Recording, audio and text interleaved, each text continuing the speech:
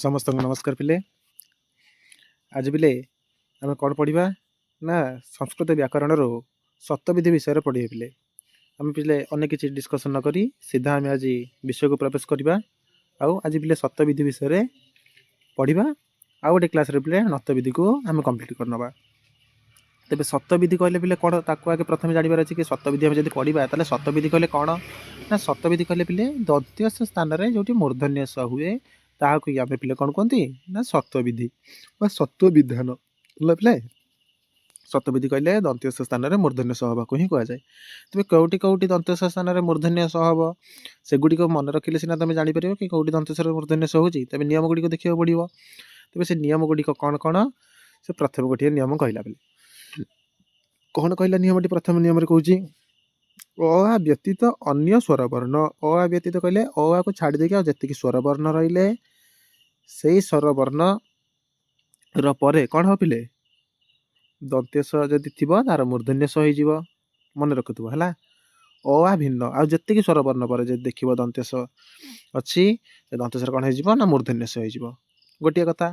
तापर कौन कहले पिले क वर्गर पर स्वर स हम एक तो अ भिन्न अन्य स्वर वर्ण थे स्वर स हम तापर पुणी कहला क वर्ग पर भी जब दंत्यस अच्छी तार कौन हम ना स्वर स हम आउ कौन ना अ व्यतीत अन्य स्वर वर्ण यहाँ कहला प्रथमे ओ प्रत्ययर स मझे अंत्यस्थ वर्ण जदि थाए देख पिले ये सीधा से कहला जे गोटे प्रथम कहला कि अ भिन्न स्वर वर्ण किंबा क वर्ग पर जदि स थाए सीधा सीधा यदि स देखा मिलला ताल आम ये कौन करदे सर मूर्धन्य स करदे। जदि से एम मझे किए पलि आसला ये अ भिन्न अन्य स्वर वर्ण जहाँ भी था ई था ऊ था से मध्य जदि आउ कौन वर्ण कि क वर्ग मझे अन्य कौन वर्ण पलि आसे ताले सेठी कौन हम पुणी कौ भाई वर्ण पिले यदि अंतस्थ वर्ण आसीगला है यदि अंतस्थ वर्ण आसी जापर एमानकर व्यवधान य व र ल अंतस्थ वर्ण आउ ह वर्ण ये पांचटी वर्णर व्यवधान हेले आम दंत्यस स्थान में स करदे ठीक है पिले। तेज प्रथम आउ ठीक से बुझ से प्रथम कौन कहला अ को छाड़ी दियो आउ जी स्वर वर्ण रही ई हो ह्रस्व हो जी रही प्लस दंतेश हेले आम से दंतेश स्थान मूर्धन्य स करवा। तापर पुणी कहला क वर्ग पर जदि दंत्यस अच्छी से दंत्यस स्थान में मूर्धन्य स करवा। तापर पुणी कहला जे ह्रस्व दीर्घ ह्रस्व दीर्घ जहाँ भी था सब स्वर वर्ण किंबा क वर्ग पर जदि अंतस्थ वर्ण किंबा ह रोच एमानकर व्यवधान मझे यदि रोचे तापर भी दंत्यस रोचे तार कौन पिले ना मूर्धन्य स हो पिले। आउ कौन बोले ये तीनो कथा मन रखला। तापर आउ गोटे कौन अनुस्वार हो विसर्ग हो किंबा श श स यही तीनोटी सर व्यवधान थिले सर स हम ये आम ये गोटे पॉइंट भितर चारोटी कथा आमको मन रखा पड़ो। अ व्यतीत अन्य स्वर वर्ण पर दंतेश्वर मूर्धन्य स हम क वर्ग पर दंतेश्वर मूर्धन्य स हम एमान मझे किए व्यवधान सृष्टि कले य व र ल ह एम जब व्यवधान सृष्टि कर कौन हम ना दंत्यस्वर मूर्धन्य स हम किंबा अनुस्वार विसर्ग किंबा स माने जदि रही व्यवधान सृष्टि कर कौन हम ना दंत्यस्वर मूर्धन्य स हम। तेज कौटी कौटी हूँ उदाहरण देखो ना उदाहरण से देखिले उदाहरण कौन कौन देख पिले मुनिषु से प्रथम कही अ भिन्न स्वर वर्ण अ भिन्न स्वर वर्ण ये न रे कौ स्वर वर्ण अच्छी पिले न रे ह्रस्व अच्छी ह्रस्व पर किए रोचे पिले ना दंत्यस अच्छी तेरे ये कौन है पिले से कही अ ना ये पिले तेज आम ये कौन करदे दंत्यस्वर मूर्धन्य स करदे पिले मुनिषु हो गला एला गोटे सूत्र आम गोटे नियम जानले पिले। तापर से कौन कही पिले जदि अ भिन्न किंबा क वर्ग पर जदि य व र किंबा ह र व्यवधान थाए तापर आम दंतेश्वर मूर्धन्य स करदे। देख पिले जो चतुर चतुर जो तरे कौन अच्छी पिले तरे ह्रस्व अच्छी ह्रस्व पर व्यवधान किए सृष्टि कर र सृष्टि कर रा कौन पिले गोटे अंतस्थ वर्ण तेज अंतस्थ वर्ण रे व्यवधान हेले आम कही एम व्यवधान थिले आम कौन करिया पिले ना दंतेश्वर मूर्धन्य स करनवा जदि ता पूर्वर कौन स्वर वर्ण अच्छी कौ भाई स्वर वर्ण ना अ को छाड़ी अन्य कौन स्वर वर्ण अच्छी तो अ को छाड़ी अन्य स्वर वर्ण ह्रस्व ରସ ଉପରେ ଏଠି ର ବ୍ୟବଧାନ ଥିଲେ ମଧ୍ୟ ର ବ୍ୟବଧାନ ଏଠି କିଛି ଫରକ ପଡ଼େନି। ତାପରେ ଆମର ଦନ୍ତେଶ ଥିବା, ତେଣୁ ଆମେ କରିଦେଲେ କ'ଣ ପିଲେ ନା ଚତୁର୍ଷୁ ହେଲା ପିଲେ। ତାପରେ ସେ କ'ଣ କହିଥିଲା ଗୋଟେ କହିଥିଲା କି କ ବର୍ଗ ପରେ ଯଦି ଦନ୍ତେଶ ଥିବ, ଯଦି ଏଠି ସାକ୍ଷାତ କ ବର୍ଗ ଅଛି, କ ବର୍ଗରେ କ ଅଛି, କ ପରେ ଦନ୍ତେଶ ଅଛି, ତାହେଲେ ସେଠି ଆମେ କ'ଣ କରିଦେବା ପିଲେ ନା ସ କରିଦେବା। ତେବେ କ'ଣ ହେଇଗଲା ପିଲେ ବାକ୍ଷୁ ହେଇଗଲା। ଏଇଟା ପିଲେ ତମର ରୋଷ୍ଟେଟର ପଚାରିଛି ବାକ୍ଷୁ ହେଲା, ଏଇଟା ଟିକେ ତୁମେ ମନେ ରଖିବ ହେଲା। ଏ ରୋଷ୍ଟେଟର ଏଇଟା 2-3 ଥର ଖଣ୍ଡେ ପଚାରିଛି ପିଲେ। ତେବେ ଏଠି ହେଲା ବାକ୍ଷୁ। ଏ 3ଟା କଥା ଏବେ କହିଲେ। ଆହୁରି ପୁଣି ସେ କ'ଣ କହିଥିଲା, ଆହୁରି କହିଥିଲା ଯଦି ଅନୁସାର ବି ଯଦି ରହୁଥିବ, ଅନୁସାରରେ ଯଦି ବ୍ୟବଧାନ ହେଉଥିବ, କିମ୍ବା 3ଟି ସ ମଧ୍ୟରେ ଯଦି କାହାର ବ୍ୟବଧାନ ହେଉଥିବ, ସ ମାନେ ବି ଯଦି ବ୍ୟବଧାନ ସୃଷ୍ଟି କରୁଥିବେ, କିମ୍ବା ୟ ବ ର ଲ ଏମାନେ ଯଦି ବି ବ୍ୟବଧାନ ସୃଷ୍ଟି କରୁଥିବେ, ତାପରେ ମଧ୍ୟ ଦନ୍ତେଶ୍ୱର କ'ଣ ହେଇଯିବ ନା ମୂର୍ଧନ୍ୟ ସ ହୋଇଯିବ ହେଲା ପିଲେ। ଦେଖ ଏଠି ଅନୁସାର ବ୍ୟବଧାନ ସୃଷ୍ଟି କରୁଛି, ଏଠି ୟ ବି ଅଛି, ଏଠି ସ ବି ଅଛି, ସ ବ୍ୟବଧାନ ସୃଷ୍ଟି କରୁଛି ପିଲେ, ଏଠି ୟ ବ୍ୟବଧାନ ସୃଷ୍ଟି କରୁଛି ପିଲେ। ତେବେ ଏମାନଙ୍କ ବ୍ୟବଧାନ ପରେ ମଧ୍ୟ ହେଲା ପିଲେ, ବ୍ୟବଧାନ ପରେ ମଧ୍ୟ କ'ଣ ହେଉଛି ନା ଦନ୍ତେଶ୍ୱର ମୂର୍ଧନ୍ୟ ସ ହୋଇଯିବ। ଠିକ ହେଲା ପିଲେ, ବୁଝିପାରିଲା ଏବେ ସବୁ କଣ୍ଡିସନ ଏଠି ଆପ୍ଲାଏ ହେଇଗଲା କି ନାହିଁ। তবে ତମେ ଏଠି କ'ଣ କରିବ ପିଲେ, ଏଠି ଦେଖ ତମକୁ ଏମିତି ସତ୍ୟବିଧି ବି ପଚାରି ଦେଇପାରେ, ନହେଲେ ପିଲେ ତମକୁ ଅସ୍ତୁତି ସଂଶୋଧନର ପଚାରିବ।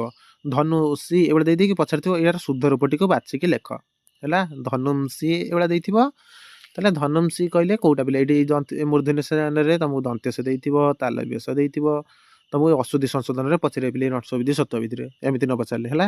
ତେବେ ଧନୁଂସିରେ ତମେ ମନେ ରଖିଲ, ଏଠି ଅନୁସାର ବ୍ୟବଧାନ କରୁଥିଲେ ମଧ୍ୟ ନ ପାଖରେ ଯେହେତୁ ହ୍ରସ୍ୱ ଅଛି, ହ୍ରସ୍ୱ ଉପରେ ଦନ୍ତେଶ ଅଛି, ତେବେ ଏଠି ସ ସ୍ଥାନରେ ମୂର୍ଧନ୍ୟ ସ ହେଇଯିବ। ଠିକ ହେଲା ପିଲେ, ସେ ତମକୁ ଏଇଭଳି ଅସ୍ତୁତି ସଂଶୋଧନରେ ପଚାରିବ।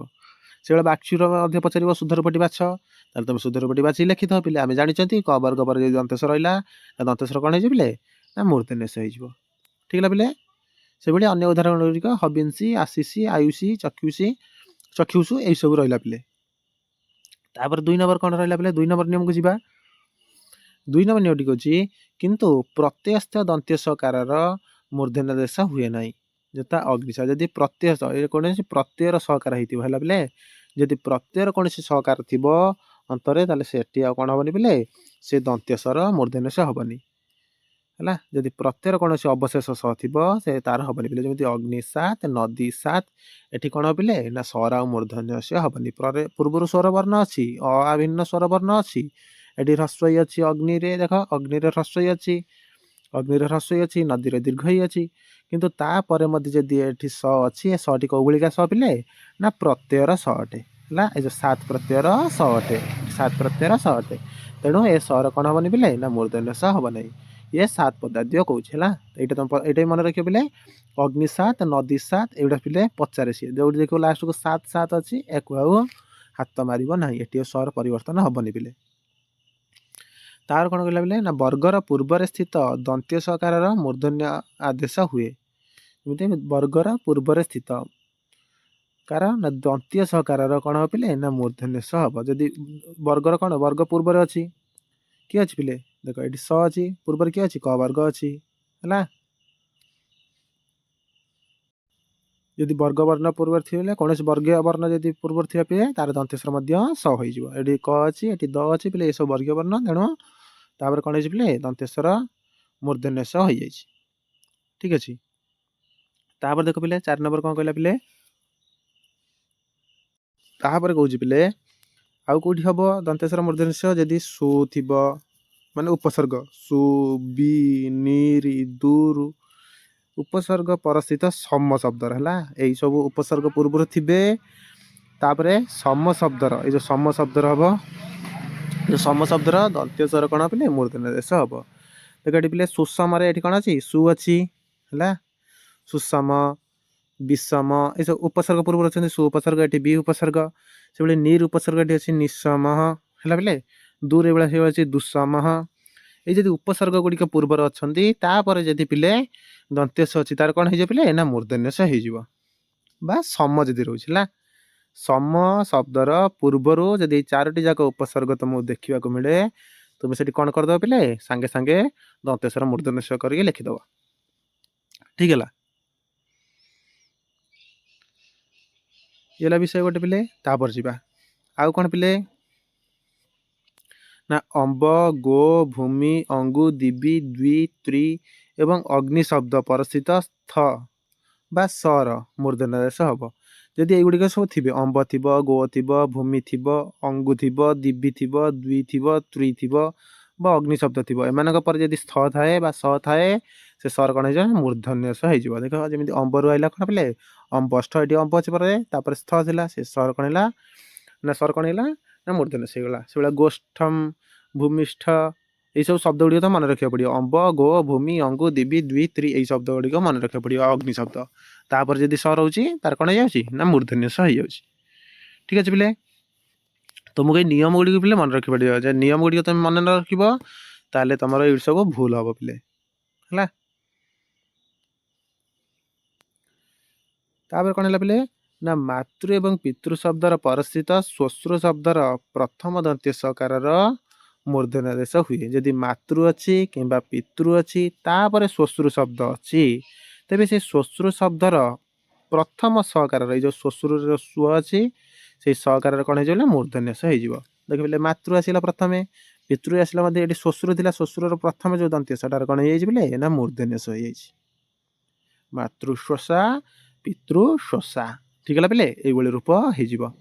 କ'ଣ ମନେ ରଖିବ ତାହେଲେ? ମାତୃ ପିତୃ ପରେ ଯଦି ଦୁଇଟା ସ ବାଲା କୌଣସି ଶବ୍ଦ ଅଛି, ପ୍ରଥମ ସ୍ୱର କ'ଣ ହେଇଯିବ ପିଲେ? ନା ମୂର୍ଧନ୍ୟ ସ ହେଇଯାଉଛି। ସେ ଦେଲା ମାତୃ ଶବ୍ଦ କିମ୍ବା ପିତୃ ଶବ୍ଦ ପରେ ଯଦି ଶ୍ୱଶୁର ଶବ୍ଦ ରହିଲା ତାହେଲେ ସେଇଠି କ'ଣ ହେଇଯିବ? ଶ୍ୱଶୁରର ପ୍ରଥମ ସକାରର ମୂର୍ଧନ୍ୟ ସ ହୋଇଯିବ ପିଲେ। କିନ୍ତୁ ବିଭକ୍ତି ଯୁକ୍ତ ହେଲେ ବିକଳ୍ପରେ ମୂର୍ଧନ୍ୟ ସ ହୁଏ। ଯଦି ବିଭକ୍ତି ଯୁକ୍ତ ହେଇକି ରହିଯାଇଥିବ, ଏଠି ମାତୃ ପିତୃ ଶବ୍ଦ ସାକ୍ଷାତ ଏଠି ଯୋଡ଼ି ହେଇଗଲା ବୋଲି ତୁମେ କରିଦେଲ ଏଠି ଦନ୍ତେସର ମୂର୍ଧନ୍ୟ ସ। କିନ୍ତୁ ଯଦି ମାତୃ ଶବ୍ଦରେ ବିଭକ୍ତି ଯୁକ୍ତ ହେଇଥିବ, ପିତୃ ଶବ୍ଦରେ ବିଭକ୍ତି ଯୁକ୍ତ ହେଇଥିବ, ତେବେ ଆମେ ଏଠି ଆଉ କୌଣସି ପ୍ରକାର ପରିବର୍ତ୍ତନ ସିଧା ସିଧା କରିକି ରଖିପାରିବା ନାହିଁ। ଏଠି ବିକଳ୍ପରେ ଦୁଇଟି ପରିବର୍ତ୍ତନ ଦେଖିବାକୁ ମିଳିବ ପିଲେ। ଗୋଟିଏ ପକ୍ଷରେ ସେମିତି ମାତୃଶ୍ୱସା ହେଇଯିବ, ସ୍ୱର ପରିବର୍ତ୍ତନ ହେଇକି ତାଲବ୍ୟ ମୂର୍ଧନ୍ୟ ସ ହେଇଯିବ ପିଲେ। ଆଉ ଗୋଟେ ପକ୍ଷରେ କ'ଣ ପିଲେ? ଯେଉଁଭଳି ମାତୃଶ୍ୱସା ସେଇଭଳିଆ ମାତୃଶ୍ୱସା, ପିତୃଶ୍ୱସା ପିତୃଶ୍ୱସା ସେଇଭଳିଆ ହିଁ ରହିବ, ହେଲା।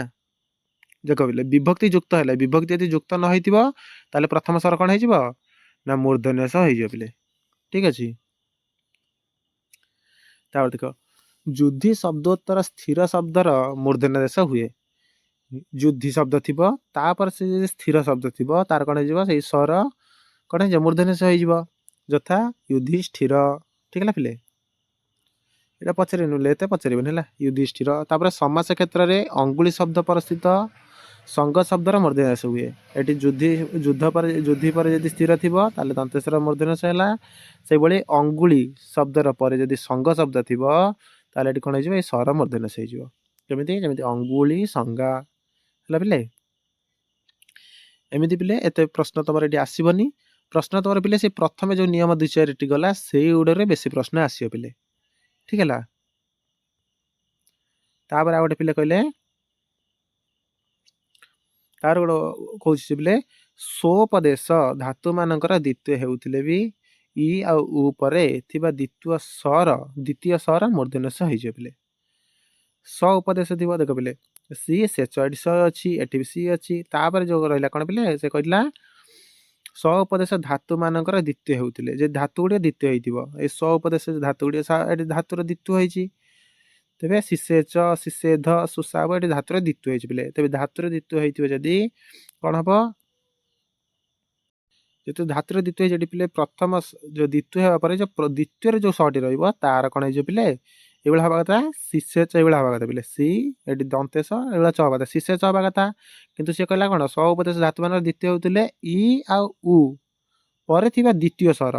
କାରଣ ପ୍ରଥମ ସିରେ ଏଠି ସି ଅଛି ପ୍ରଥମେ, ତାପରେ ପିଲେ ସେଚ ହେଇଛି, ଏଠି ଏ ଅଛି। ତେବେ ଏ ସି ଯୁକ୍ତ ହେଇଥିବ କିମ୍ବା ସୁଯୁକ୍ତ ହେଇଥାନ୍ତା ଯଦି ଏଠି ଆଉ ହବନି, ପ୍ରଥମ ସ୍ୱର ହବନି, ଦ୍ୱିତୀୟ ସ୍ୱର କ'ଣ ହେଇଯିବ ପିଲେ? ନା ମୂର୍ଧନ୍ୟ ସ ହେଇଯିବ। ତେଣୁ ହେଇଗଲା ଶିଷେଚ, ଶିଷେଧ, ସୁଷାବ, ଶିଷେବ। ତେବେ ଏଠି ତୁମ ପିଲେ କୋଉଠି ପ୍ରଶ୍ନ ପଚାରିବ? ଦେଖ 7 ନମ୍ବରରୁ ଏତେ ପ୍ରଶ୍ନ ଆସେନି, ହେଲା। 7 ନମ୍ବରରୁ ତୁମେ ଏତେ ପ୍ରଶ୍ନ ପଚାରିବନି। ପ୍ରଶ୍ନ ପଚାରିବ ପିଲେ ଶତବିଧିରୁ ଯଦି ପଚାରିଲା, ଆମେ ଯେଉଁ ପ୍ରଥମେ ଯେଉଁ 3-4ଟି ନିୟମ ପଢ଼ିଲେ ପିଲେ ଏଇଠୁ ହିଁ ପଚାରିବ, ହେଲା। ଏଇ ଯେଉଁ ଆମେ ପ୍ରଥମେ ପଢ଼ିଲେ କି ହ୍ରସ୍ୱ ଅ ଆ ଭିନ୍ନ, ତେବେ ପିଲେ ତମର ଏଇଠୁ ବେଶୀ ପ୍ରଶ୍ନ ଆସିବ। ଏଇ ଯେଉଁ ପ୍ରଥମେ 4-5ଟି ରହିଲା ଆମର ସୂତ୍ର, ଏଇଠୁ ହିଁ ବେଶୀ ପ୍ରଶ୍ନ ଆସିବ। ଯେମିତି ମୁନି ଆମେ ଯେଉଁ ପଢ଼ିଲେ ଅ ଆ ଭିନ୍ନ, ମନେ ରଖିବ ଅ ଆ ଭିନ୍ନ ଅନ୍ୟ ସ୍ୱରବର୍ଣ୍ଣ ପରେ ଦନ୍ତେସ ଆସିଲେ दंतेश्वर मूर्धन्य स हूँ गोटे आउ गोटे पिले क वर्ग पर जब दंतेश आस गोटे क वर्ग पर दंतेश आस तार मूर्धन्य स गोटे तापर पिले जब व्यवधान सृष्टि कर य ब र ल ह किंबा अनुस्वार आउ पिले आमर स एमाने जब व्यवधान सब सृष्टि कर दंतेश्वर मूर्धन्य स पिले एतिक ही बेसी प्रश्न आसे पिले तो ये प्रथम प्रथम रही है शतविधि गोटे कि दुईट प्रश्न आसे बोले तेणु बेसी विव्रत हबार आवश्यकता ना तुम छोटिया छोटिया नियम खाली मन रखिव ताले शतविधि तुम आ भूल हेनी पिले शतविधि से सीधा न पचारि यदि सीधा पचारे एगुड़ा पिले शुद्ध रूपटी को बाछिक लेख धनुषी शुद्ध रूपटी बाछिव पिले से बाक्षु एगुड़ा पिले पचारि जागुर है से कौच पिले हबिंसी ये दीर्घ ही पिले तुमको ह्रस्व कर दे हबिसी हबिंसी तुम लिखिद भूल करद ये आशुषु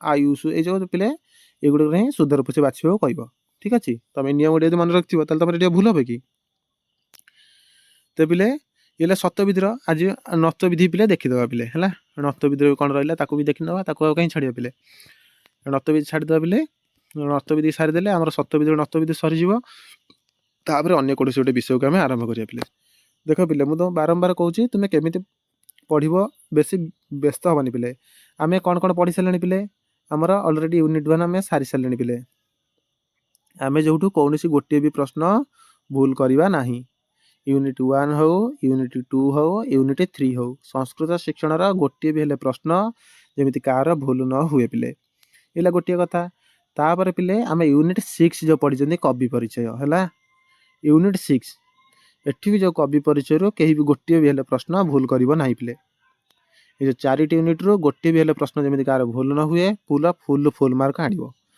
तापर पिले तुमर बेसी कन्फ्यूज हो पिले ए ग्रामर रे किंबा पासेज रे ये जो आसो श्लोक हो पासेज हो ये तुम निश्चय भूल हम मुझे जानी पिला बहुत पिला ये भूल करेंगे तेणु ये तुमको ये नियम गुड़िक मन रखा नतविधि शतविधि ये भूल करवानी छोट छोट विषय पिला भूल करवानी मुझे जानी किसी पिला भूल हम किंतु यही गुड़िक पिला जमी भूल न कर ये तो हाँ तुम नियम मन पड़ानी तुम कौन भूल भाल करदेल कि एठी सब विषय पिले भल भाव पढ़ी जाओ मन रखि था भूल कर ना भूल कले पिले सिलेक्शन पाइबा तुम कटअप तो नहीं पिले तो स्टेट क्वालिफाई करा पिले कष्ट हो ठीक अच्छे कारण ये 4टा यूनिट पिले से सहज सहज विषय है 4टा यूनिट आमर ग्रामर ये रही पिले 2टा यूनिट मात्र बुझ कि ना तेणु तुम्हें ये भल भाव ध्यान देकी पढ़ुव पिले ठीक है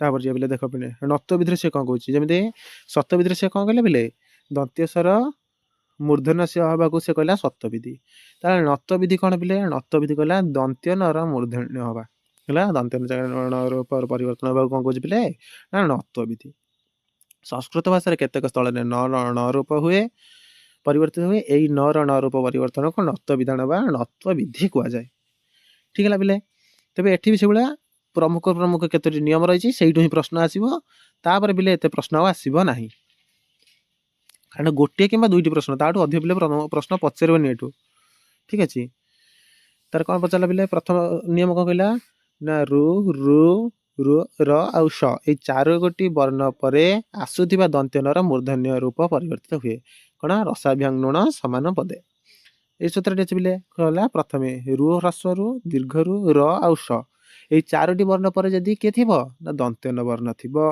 ताहले मूर्धन्य रूप हम नर कौन हो जब से प्रथम देला रु ऋण देला कौन पिले ना रु युक्त न अच्छी पिले न रेडी कौन है न है ऋण से पितृ देख ये ह्रस्वर उदाहरण देला ऋणम हो तृणम हो से पितृ कौन ना पितृ दीर्घ रू पिले जो द्वितीय भर पढ़ता पितृन ये पढ़ ना मातृ पितृन तेरे से कौन होपर ना आसला पिले कौन हो नर कौन हो म हो जेहतु र पर अच्छी रु पर अच्छी पिले रु पर न अच्छी रु पर नर कौन हो न हो पितृणाम तृणम से र पर भी हम से कहला जदि र पर भी न रोचे कौन हम तार भी न हो पूर्वयुक्त न ये र पर न अच्छी न हो पूर्णम से क्रूस रे ये स अच्छी से 4टा कथा कहला रु हो र श एम पर जदि न थाए तार हो कौन ना न हो ये अच्छी तले अच्छी पिले 9टा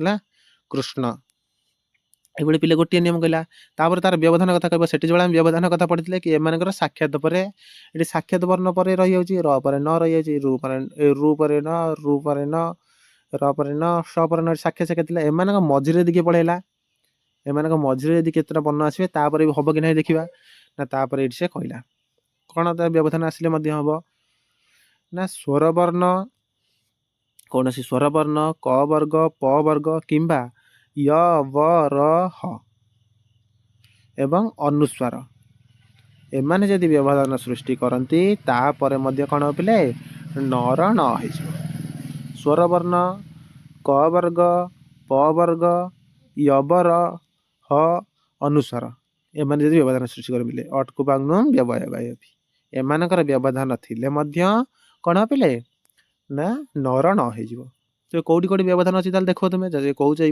व्यवधान करेनि कौटी कौटी व्यवधान अच्छी देखे दियो टे ना ये देखेले सी देख पिले मूर्ख जो मूर्खेण होमी पिले मूर अच्छी मूर ये र अच्छी पिले र अच्छी कि ना ये जो ख पर देख रटा ये रटा अच्छे पिले तापर रहा ख खटा कौटी आसी ना खटा क वर्ग आसुच्ची क वर्ग व्यवधान सृष्टि कला ठीक है पिले तापर किए अच्छी न अच्छी ये स्व एन री गोटे स्वर वर्ण अच्छी से कही स्वर वर्ण हो कि क वर्ग हो कि प वर्ग हो ये ख भी व्यवधान सृष्टि कर ए भी व्यवधान सृष्टि कर नर न हम कारण ये र अच्छी र पर ख क वर्ग आ स्वर वर्ण व्यवधान कले नर न हो कौन हो ना मूर्खेण ठीक है पिले से भाई ये सी र य एम हेले पिले व्यवधान सृष्टि कले देख य र ठीक है ना पिले य र तापर स्वर वर्ण एमाने व्यवधान सृष्टि कर य स्वर वर्ण ये य है आमर य भी व्यवधान सृष्टि कला तापर ये स्वर वर्ण ए भी व्यवधान सृष्टि कला एम सृष्टि कला र न अच्छी ये तेणु रायेण है पिले नर न होगला तुम खाली नियम मन रखार अच्छी किए व्यवधान सृष्टि कले नर न हो नर न हम ये मन रखिले नत विधि है पिले ठीक है से भाई अनेक गुड़िक देले पिले ब्रुहेण ये हर व्यवधान ये स्वर वर्ण व्यवधान ठीक है पिले तापर नर न होगला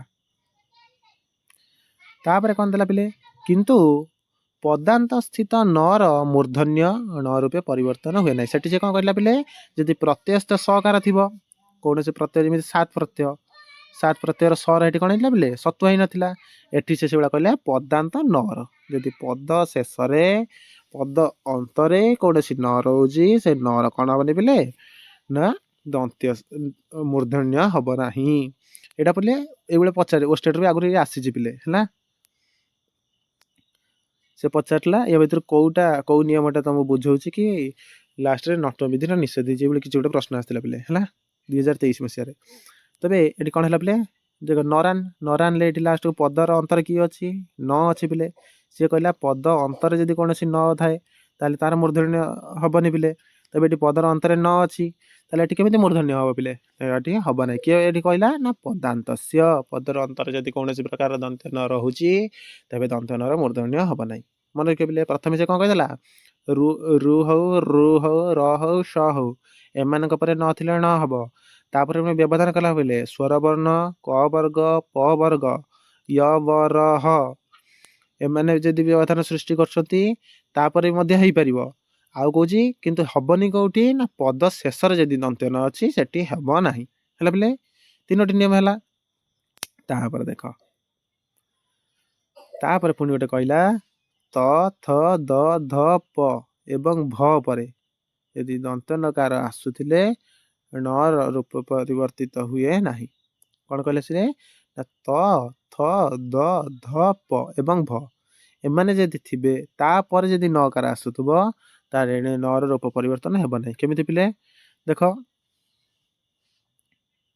देख पिले ये जो प्रथम अच्छी कौन अच्छी ना कृंतनम ये जो नियंतंत ये किए अच्छी पिले तपर किए अच्छी तपर न अच्छी कि ना तपर ये न अच्छी ये थ पर न अच्छी ग्रंथनम रे थ पर न अच्छी ये भ पर न अच्छी है से भाया द पर न अच्छी ये से द पर ध पर न अच्छी है बोले तेणु ये हम ना से कौन कहला ये वर्ण यदि थे त थ द ध प भ पर जदि न वर्ण आसो ताले हम ना पिले ता पूर्व कहला अंतिम नर हेनी पुणी आउ गए गला कौटी हेनी ना यही वर्ण गुड़िक थी हम ना त वर्ग पर है त वर्ग पर हेनी पिले ତା ଦେଖ ପିଲେ ଗୋଟିଏ ପଦରେ ଯଦି ଚାରୋଟି ଥାଇ ଅନ୍ୟ ପଦରେ ନଥିଲେ ମୂର୍ଧନ୍ୟ ରେଶ ହୁଏ ନାହିଁ। ଗୋଟିଏ ପଦରେ ଚାରୋଟି ଯାକ ଥିବେ, ତାପରେ ଯଦି ଦନ୍ତ୍ୟ ନଥିବ ହବନି। ଯେମିତି ତ୍ରିନେତ୍ର, ତ୍ରିନେତ୍ର ପିଲେ ଏଠି କ'ଣ ଅଛି? ଏଠି ଦେଖ ର ଅଛି ପିଲେ, ଏଠି ବି ର ଅଛି ପିଲେ, ଏଠି ଆଉ ହେଲାନି ପିଲେ, ଏଠି ର ଅଛି ପିଲେ ହେଲା। ସେ କହିଲା ପିଲେ ଗୋଟିଏ ପଦରେ ଯଦି ହବନି, ତାହେଲେ ଏଠି ଗୋଟିଏ ପଦ ଏଠି ତ ଦେଖ ପିଲେ ଆସିଲା, ଗୋଟିଏ ପଦରେ ଯଦି ଏଇ ଚାରିଟା ଥିବେ ଆଉ ଅନ୍ୟ ପଦରେ ଯଦି ଏଇଟା ଥିବ, ତାହେଲେ ଏଠି ତ୍ରିନେତ୍ର ଦେଖ ପିଲେ ଦୁଇଟି ପଦ ଅଛି ନାହିଁ, ଗୋଟେ ହେଲା ତ୍ରି ଗୋଟିଏ ହେଲା ପଦ, ଆଉ ଗୋଟେ ହେଲା ନେତ୍ର ଗୋଟିଏ ପଦ ପିଲେ, ଏଠି ଦୁଇଟି ପଦ ଅଛି। ସିଏ କହିଲା ଯଦି ଗୋଟିଏ ପଦରେ ଏଇ ତିନୋଟି ଯାକ ଭିତରେ ଏମାନଙ୍କ ଭିତରେ କିଏ ଥିବ କି ଅନ୍ୟ ପଦରେ ଯଦି ନଥିବ ତାହେଲେ ଏଠି ହବନି। ଦେଖ ପୂର୍ବ ପଦରେ ଏଠି ତ୍ରିରେ ଏଠି ର ଅଛି କି ନାହିଁ, ଏଟା ହେଲା ଅନ୍ୟ ପଦରେ ପୁଣି ଏଠି ନଅଟା ଅଛି ନେତ୍ରଟା, ତେଣୁ ଏଠି ଆଉ ସେ ନର ଦନ୍ତ୍ୟ ନ ହେଲାନି। ସେଗୁଡ଼ା ସର୍ବ ଆଉ ଗୋଟେ ନାମ, ଏ ଦୁଇଟା ପଦ ବୁଝେ ନାହିଁ, ତେଣୁ ଇଏ ଅନ୍ୟ ପଦ ହେଇଥିବାରୁ ଏଠି ଆଉ ନର ମଧ୍ୟ ନ ହେଲାନି। ସେଗୁଡ଼ା ମୁଦ୍ରା ଯୁକ୍ତ ଅଙ୍କନ, ଏଠି ଅଙ୍କନ ବି ଗୋଟେ ଅନ୍ୟ ପଦ, ସେଥିପାଇଁ ହେଲାନି। ନର ନାଥ, ନାଥ ଗୋଟେ ଅନ୍ୟ ପଦ, ନର ଗୋଟେ ଅନ୍ୟ ପଦ, ତେଣୁ ନାଥର ଥିବା ନର ମୂର୍ଧନ୍ୟ ଣ ହେଲାନି ବୋଲେ ହେଲା। ଅନ୍ୟ ପଦରେ ଯଦି ଥିବ ଦୁଇଟି ପଦ, ଯଦି ଗୋଟିଏ ପଦରେ ଯଦି ଲେଖା ହେଇଥିବ କିନ୍ତୁ ଦୁଇଟି ପଦ ଯୋଡ଼ି ହେଇକି ଥିବେ ପିଲେ, ପର ପଦର ଥିବା ନର ନ ହବ ନାହିଁ ହେଲା। କିନ୍ତୁ ପରପଦରେ ଯଦି ସମସ୍ତ ପଦର ପରେ ବିଭକ୍ତି ଜାତ ନ ଅଥବା ରେଫ ପ୍ରତ୍ୟୟ ଯୁକ୍ତ ନକାରାନ୍ତ ଶବ୍ଦ ରହେ ତାହେଲେ ବିକଳ୍ପରେ ମୂର୍ଧନ୍ୟ ରେଶ ହୁଏ ପିଲେ। ଯଦି ସେଟା ସମସ୍ତ ପଦ ହେଇଯିବ ତାହେଲେ ଏଠି ବିକଳ୍ପରେ କ'ଣ ହେଇପାରିବ ପିଲେ ନା ମୂର୍ଧନ୍ୟ ରେଶ ହେଇଯିବ। ସମସ୍ତ ପଦ ହେଲେ ଗୋଟିଏ ପଦରେ ଆମେ ଗଣି ନେବା ପିଲେ, ଯଦି ସମସ୍ତ ପଦ ହେଇଯିବ ଗୋଟିଏ ପଦରେ ଆମେ ଗଣିବା ତାକୁ, ତାହେଲେ ଏଠି ମଧ୍ୟ ହେଇପାରିବ ପିଲେ। ଯେମିତି ପ୍ରଭା ବେଣ, ଏଠି ବିକଳ୍ପରେ ହେଇପାରିବ ପିଲେ, କିନ୍ତୁ ପ୍ରଭା ବେଣ ଏଠି ଆମେ ଅଲଗା ଅଲଗା ଭାବିବା ପିଲେ ତାହେଲେ ହବନି। କିନ୍ତୁ ଆମେ ଭାବିବା ଏଟା ସମସ୍ତ ପଦ ତାହେଲେ ହବ, ହରି ଭାବିଣ ହରି ଭାବିନା। ଏଠି ପିଲେ ପ୍ରଶ୍ନ ଆସିବନି, ପ୍ରଥମେ ଯୋଉ ଦୁଇ ତିନିଟି ନିୟମ ସେଇଠୁ ହିଁ ପ୍ରଶ୍ନ ଆସିବ ପିଲେ, ଏଠି ଏତେ ପ୍ରଶ୍ନ ଆସେ ନାହିଁ। ତାପରେ କ'ଣ କହିଲେ ପିଲେ, ଏକ ସ୍ୱର ବିଶିଷ୍ଟ ଅଥବା କ ବର୍ଗ ଯୁକ୍ତ ଶବ୍ଦ ପରେ ଥିଲେ ନିତ୍ୟ ମୂର୍ଧନ୍ୟ ରେଶ ହୁଏ। ଏକ ସ୍ୱର ବିଶିଷ୍ଟ, ଗୋଟିଏ ସ୍ୱର ବିଶିଷ୍ଟ ହେଇଥିବ କିମ୍ବା କ ବର୍ଗ ଯୁକ୍ତ ଶବ୍ଦ ହେଇଥିବ, ଯଦି ଏମାନେ ପରେ ଥିବେ ତାହେଲେ ନିତ୍ୟ ମୂର୍ଧନ୍ୟ ରେଶ ହବ। ତାହେଲେ କୋଉଠି ଦେଖ ପିଲେ ଉଦାହରଣ ଦେଖ, ଏସବୁ ଗଲେ ଏକ ସ୍ୱର ବିଶିଷ୍ଟ ହେଇଥିବ ନା କ ବର୍ଗ ଯୁକ୍ତ ହେଇଥିବ। ଦେଖ ଏଇ ପଦ ଗୁଡ଼ିକ ଅଛି ପିଲେ କ ବର୍ଗ ଯୁକ୍ତ ହେଇଛି। ଏଠି ଦେଖ ପିଲେ ଶ୍ରୀକାମେଣ ଏଠି କ ବି ଅଛି, ନଗର ଗ୍ରାମୀଣ ମଧ୍ୟ ଏଠି କ'ଣ ପିଲେ ଗ ଅଛି। ତେବେ ଏଠି କ'ଣ ହେଲା ପିଲେ, ଯେହେତୁ କ ବର୍ଗ ଯୁକ୍ତ ଶବ୍ଦ ଅଛି ତାପରେ ନିତ୍ୟରେ କ'ଣ ହବ ମୂର୍ଧନ୍ୟ ଦେଶ ହବ। ଏଠି ଯୋଉ କାମେ ନ ଏମିତି କରିପାରିଥାଏ, କିନ୍ତୁ କାମେ ନ ହବ ପିଲେ। ସେଗୁଡ଼ା ନଗର ଗ୍ରାମୀଣ, ଗ୍ରାମୀଣ ବି କରିପାରିବେ, ଗ୍ରାମୀଣ ହବ ପିଲେ ହେଲା। ତାପରେ ଆଉ କୋଉଠି କ'ଣ କହିଲା ପିଲେ ଦେଖ, ତାପରେ ଗୋଟେ ଆସିଲା ପୁଣି ଗୋଟେ ସୂତ୍ର, କିନ୍ତୁ ପକ୍ୱ ଯୁବନ ଅହନ ଶବ୍ଦ କ୍ଷେତ୍ରରେ ହୁଏ ନାହିଁ। କିନ୍ତୁ ଆଉ କୋଉ କୋଉ ଶବ୍ଦ କ୍ଷେତ୍ରରେ ହବ ନାହିଁ ପୁଣି କହିଲା ନା, ଏଇ ପକ୍ୱ ଯୁବନ ଅହନ ଏସବୁ ଜାଗାରେ କ'ଣ ହବନି ପିଲେ ନା ଏଇ ନର ନ ହେବ ନାହିଁ। ଯୁବା ଦିନାମ ପ୍ରତିଷେଧ ବକ୍ତବ୍ୟ ହେଲା। ଯୁବନର ଅହନର ଏଇଟା ମନେ ରଖିବ, ଯୁବନ ଆଉ ଅହନ ଏଇ ଦୁଇଟା ଶବ୍ଦ ପିଲା ମନେ ରଖିଥିବ। ଯୁବନର ଲାଷ୍ଟକୁ ନର ନ ହବନି, ଅହନ ମଧ୍ୟ ଲାଷ୍ଟକୁ ନର ନ ହବନି ପିଲେ। ସେଟା ପରିପକ୍ୱେନ, କ୍ଷତ୍ରିୟ ୟୁନା, ଦୀର୍ଘାନା ଏମାନଙ୍କର ମଧ୍ୟ ହବନି ପିଲେ, କାରଣ ଇଏ ଅହନ ଶବ୍ଦ କହିଲେ ପିଲେ ଦିନକୁ ବୁଝାଏ। ଅହନ କହିଲେ ପିଲେ ଦିବସ ବା ଦିନକୁ ବୁଝାଏ ଅହନ। ଯେ ଦୀର୍ଘାନ ଏଠି ବି ଗୋଟେ ଦିନକୁ ବୁଝିଲା ପିଲେ, ତେଣୁ ଏଠି ହବନି ପିଲେ ହେଲା। ୟୁନା କହିଲେ ଇଏ ବି ସେଇଭଳିଆ ଯୁବନ ଶବ୍ଦକୁ ବୁଝୁଛି ପିଲେ। ପକ୍ୱେନ କହିଲେ ପକ୍ୱ ଶବ୍ଦର ତ ହବନି କହିଲେ ସିଏ, ତେଣୁ ଏମାନଙ୍କର ହବନି। ପକ୍ୱ ଯୁବନ ଅହନ ଶବ୍ଦ କ୍ଷେତ୍ରରେ ଏସବୁ ହବନି ପିଲେ, ନତ୍ୱ ହବନି।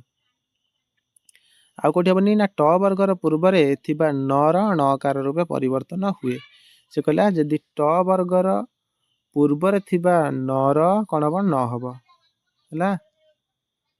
ଯେମିତି କଣ୍ଠ ଦେଖ ପିଲେ, ଏଠି ଠ ଏଠି ନଟା ପୂର୍ବରୁ ଅଛି ତେଣୁ କଣ୍ଠ ହେଇଛି। ସେଟା ଦଣ୍ଡ, ଏଠି ଡଟା ଲାଷ୍ଟକୁ ଅଛି ପିଲେ, ଟ ଠ ଡ ଢ, ଡ ବର୍ଗ ଏଇ ଯୋଉ ଡଟା ଅଛି ଏଟା ବି ଟ ବର୍ଗର। ଏଠି ବି ଢ ଦଣ୍ଡ, ଏଠି ବି ସେଇଭଳିଆ ଅଛି ପିଲେ ଢୁଣ୍ଡି, ଦଣ୍ଡ ଢୁଣ୍ଡି ଏସବୁ ବୋଲେ ଲାଷ୍ଟକୁ ଡ ଅଛି, ଟ ବର୍ଗର ବର୍ଣ୍ଣ, ତେଣୁ ତା ପୂର୍ବରୁ ଥିବା ନର କ'ଣ ହେଇଛି ପିଲେ ହେଇଛି କଣ୍ଟକ, କଣ୍ଠ, ଦଣ୍ଡ ହେଲା ପିଲେ, ଯେହେତୁ ଲାଷ୍ଟକୁ ଡ ଅଛି ପିଲେ ହେଲା। ଇଏ ଟ ବର୍ଗର ବର୍ଣ୍ଣ ହେଲା ପିଲେ। ଆଉ କୋଉଠି ହବ ପିଲେ, ଦୁଇ କିମ୍ବା ତିନି ସ୍ୱର ବିଶିଷ୍ଟ ବୃକ୍ଷବାଚକ, ଔଷଧବାଚକ ଦୁଇଟି କିମ୍ବା ତିନୋଟି ସ୍ୱର ଯୁକ୍ତ ହେଇଥିବ। କିଏ ନା ବୃକ୍ଷବାଚକ ଶବ୍ଦ ହେଇଥିବ, ନହେଲେ ଔଷଧିବାଚକ ଶବ୍ଦ ହେଇଥିବ, ତାପରେ ଥିବ ପରେ ସେ ବନ ଶବ୍ଦ ବିକଳ୍ପରେ ନତ ବିଧାନ। ଯଦି ପରେ ବନ ଥିବ, ବୃକ୍ଷବାଚକ ହେଇଥିବ କି ଔଷଧିବାଚକ ହେଇଥିବ, ପରେ ବନ ଥିବ ପିଲେ, ଯଦି ଶବ୍ଦ ଯୁକ୍ତ ହେଇଥିବ ତାହେଲେ ଏଠି ବିକଳ୍ପରେ ହବ। ଯେମିତି देखिले लोध्र युक्त बनम एठी विकल्प रह से कहिछि ताले लोध्र बनम एठी वृक्ष लोध्र गोटे वृक्ष तापर वन अछि तेनु लोध्र बनम नि विकल्प रे होछि से कहिछि ना एठी जदि वृक्षवाचक ହେଇଥିବ औषधिवाचक ହେଇଥିବ ପରେ ଯଦି ବନ ଶବ୍ଦ ଥିବ ତାହେଲେ ବିକଳ୍ପରେ ହବ ଯଦି ଲୋଧ୍ର ବନମ ହଉଛି ଲୋଧ୍ର ବନମ ମଧ୍ୟ ହଉଛି ସେଟା ମନ୍ଦାର ତାର ବନମ ସେଟା ମନ୍ଦାର ବନମ ବି ହଉଛି ମନ୍ଦାର ବନମ ବି ହଉଛି ରମ୍ଭା ବନମ ରମ୍ଭା ବନମ ହେଲା ପିଲେ ଏତି ଖାଲି ମନେ ରଖିବା ବୃକ୍ଷବାଚକ କିମ୍ବା ଔଷଧିବାଚକ ହେଇଥିବ ପରେ ଯଦି ବନ ଶବ୍ଦ ଥିବ ଏଠି ବିକଳ୍ପରେ ହବ ସେଟା ନ ବି ରହିପାରିବ ନ ବି ହେଇପାରିବ ଠିକ ହେଲା ଆଉ ତାର କହିଲା ପିଲେ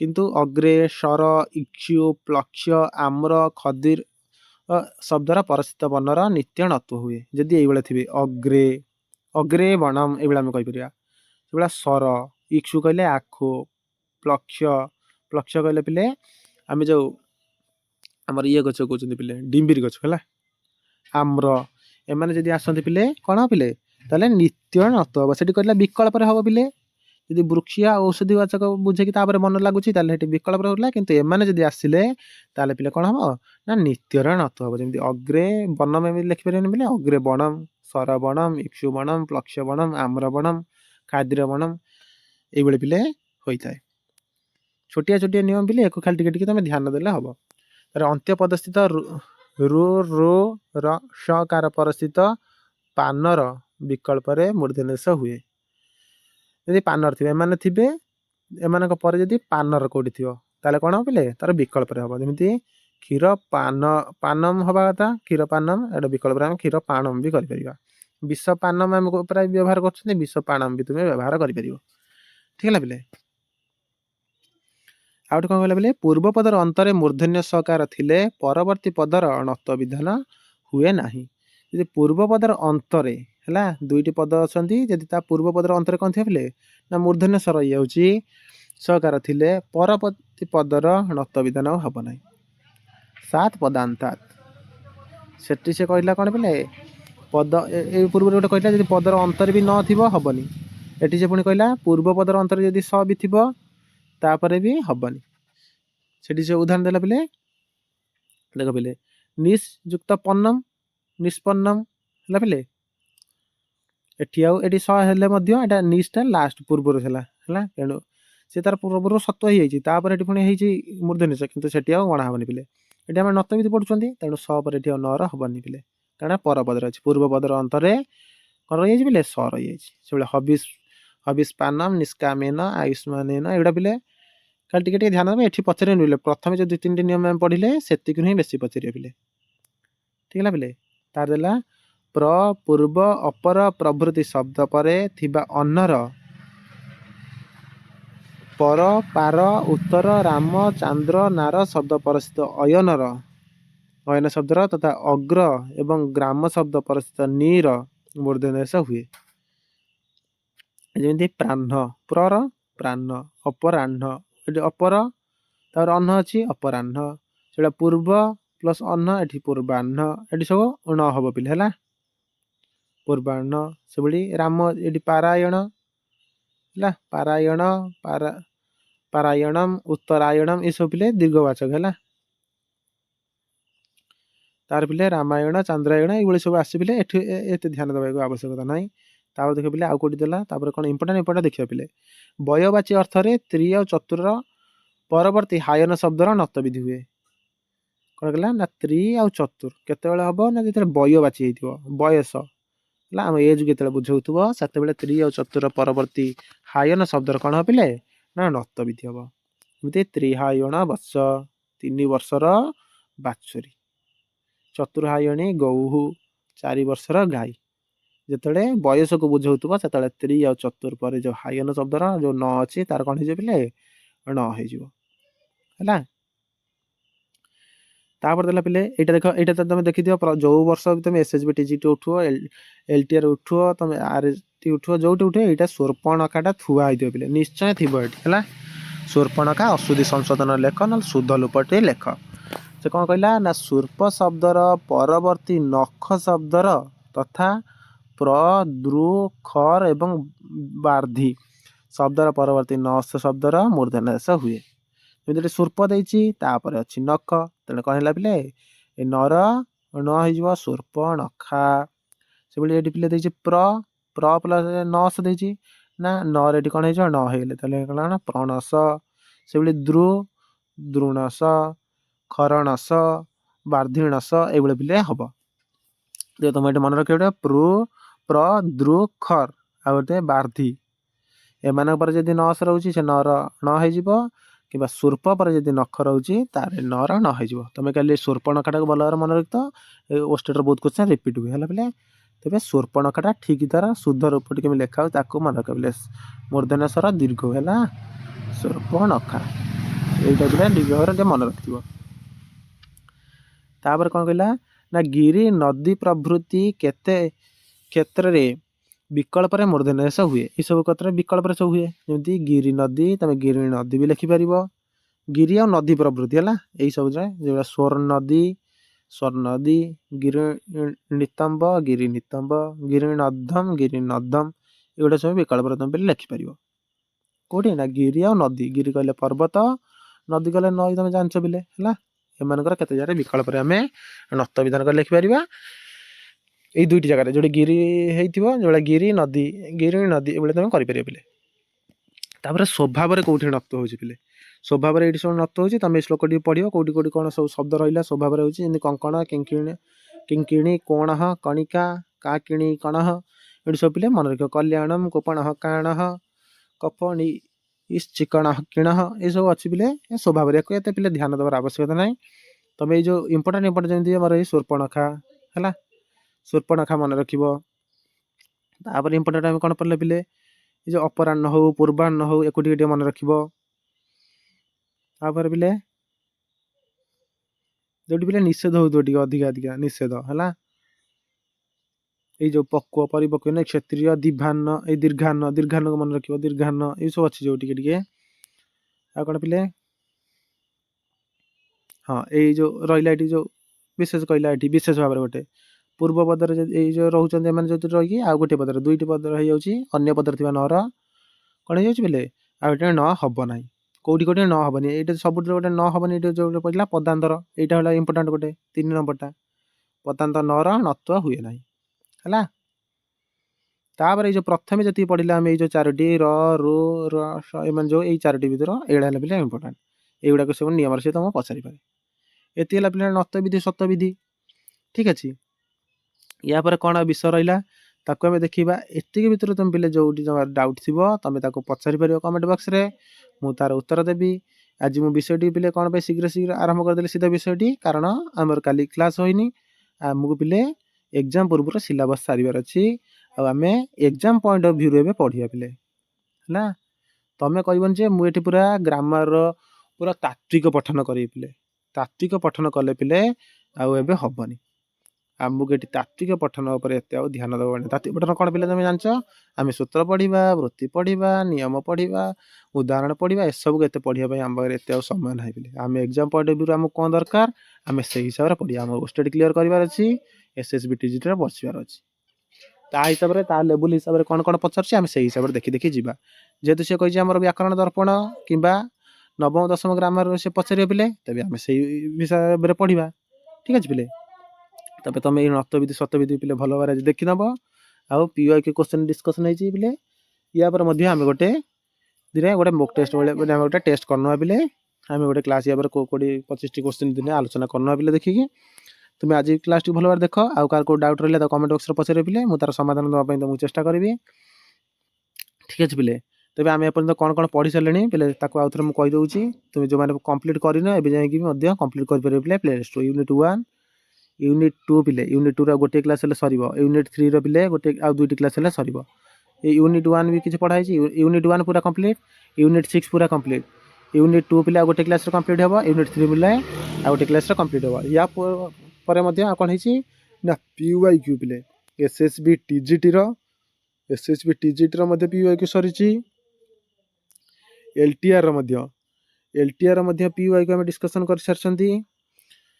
तार पिले ओस्टेट्र भी बहुत सारा क्वेश्चन आम डिस्कसन कर सारी या पूर्व है ओस्टेट्र बहुत सारा क्वेश्चन डिस्कसन सरी सहित एसएसडी क्वेश्चन किसी डिस्कसन सरी तुम्हें सब प्रीवियस क्वेश्चन डिस्कसन गुड़िक देखिपर आ प्रीवियस क्लास गुड़िक प्ले लिस्ट पिला देखिपर आ पिले क्लास अपडेट जानापी तुमको टेलीग्राम ग्रुप रे जॉइन होगा पड़ो टेलीग्राम ग्रुप आमर अच्छे संस्कृत सौभाग्य टेलीग्राम ग्रुप से भाई पिले व्हाट्सएप चैनल गोटे अच्छी संस्कृत सौभाग्यम जो चैनल तुम सर्च मार संस्कृत सौभाग्यम व्हाट्सएप चैनल तुम देखिपर ता सहित पिले मुझे सब टेलीग्राम व्हाट्सएप लिंक तुमको डिस्क्रिप्शन बॉक्स रे देदेवी आ डिस्क्रिप्शन बॉक्स रे सब प्रीवियस क्लास गुड़िक लिंक पिले मुझे देदेवी तुम्हें सेठू जाई पिले जॉइन कर जॉइन कर क्लास गुड़िक देखिपर मुझे आशा करुँची तुम पिले ये सब लाभदायक हो जदि लाभदायक हो पिले तार फीडबैक तुम्हें मत कमेंट बॉक्स रे देव आउ तुम सांगसाथी पिले शेयर करदेव जमी से आम सहित जोड़ी निजर प्रिपरेशन को आगू नहीं पारे आज कथा ये पिले तेज तुम विषय भल भाव देख समय बहुत कम अच्छी पिले तुम्हें पढ़ापढ़ी कर रोज पिले पुणी देखा गोटे क्लास रे से पर्यंत रही धन्यवाद।